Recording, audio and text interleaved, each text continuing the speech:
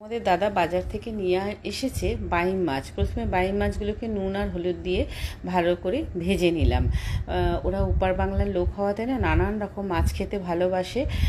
তোমরা দেখতেই পাচ্ছ আমার চ্যানেলে আমি প্রচুর রকম মাছ কিন্তু রান্না পোস্ট করি। প্রথমে ভালো করে নুন হলুদ দিয়ে ভেজে নেওয়ার পরে ওই তেলেতেই দিয়ে দিলাম লম্বা করে কেটে রাখা আলুর টুকরোগুলোকে। যেহেতু বাইম মাছটা লম্বা তাই আলুগুলোকে লম্বা করেই কেটেছিলাম, তাহলে বেশ তরকারিটা দেখতে ভালো হবে। তাই একটু আলুগুলোকে নুন আর হলুদ দিয়ে ভালো করে ভেজে নিলাম, ভেজে তুলে রাখলাম। দিয়ে ওই তেলের মধ্যেই দিয়ে দিলাম একটু কালো জিরে ফোড়ন। কালো জিরেটা থেকে যখন সুন্দর একটা সুগন্ধ বেরোচ্ছে, কালো জিরের একটা নির্দিষ্ট গন্ধ থাকে, তো ওই গন্ধটা যখন বেরোবে তখন বেশ কয়েকটা কাঁচা লঙ্কা ছিঁড়ে দিয়েছিলাম। আমরা একটু ঝাল খাই তাই একটু পরিমাণে বেশিই দিয়েছিলাম। আর এই শুকনো লঙ্কা তো আর কোনো ঝাল তো ওতে মেশাইনি। একটা মতো টমেটো দিয়েছিলাম, দিয়ে সেটাকেও বেশ লম্বা লম্বা করেই কুচিয়ে নিয়েছিলাম। দিয়ে অনেকক্ষণ ভাজলাম যতক্ষণে টমেটোটা নরম হয়ে গেল।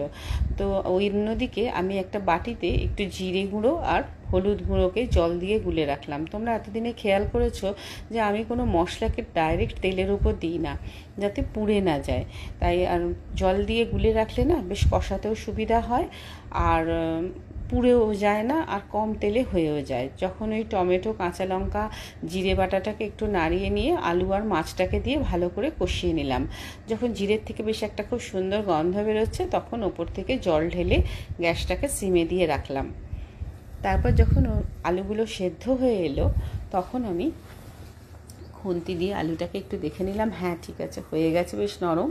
তখন তরকারিটা নামিয়ে সার্ভ করেছিলাম। তোমরা কে কীভাবে বাইং মাছ রান্না করো আমায় জানিও। আর দেখেছো আমি কিন্তু কোনো রসুন পেঁয়াজ কিচ্ছু দিইনি। খেতে কিন্তু খুবই ভালো হয়েছিল।